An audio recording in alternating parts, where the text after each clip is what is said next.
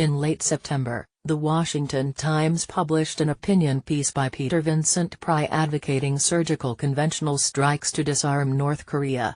He overstated the ease of such an operation, ignoring the inherent operational and strategic complexities. The threat of military force must be credible, and this article seeks to address the flaws in Pry's arguments while providing a more realistic approach to the undesirable but possible situation where South Korean and U.S. military forces under Combined Forces Command is required to counter a clear and present threat from North Korea. Citing a limited target set of 2 satellites, a few intercontinental ballistic missiles, the Yongbyon nuclear complex, ballistic missile submarines, bombers, and intermediate and short-range missiles, he asserts that these could all be addressed with 3 aircraft carriers and the global strike force, with little likelihood that North Korean leader Kim Jong-un will respond with a nuclear attack. I have attacked enemy targets from the air Serbia and supervised the synchronization of air and land combat Iraq, and there is nothing simple about it,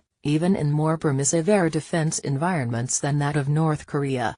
Many of the targets are kept underground, mobile or both.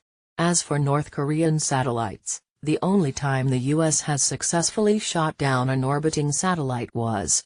The U.S. Navy intercepted a failed U.S. satellite in 2008, but this was during its orbital decay, and intercept was to mitigate the hazards posed by re-entry.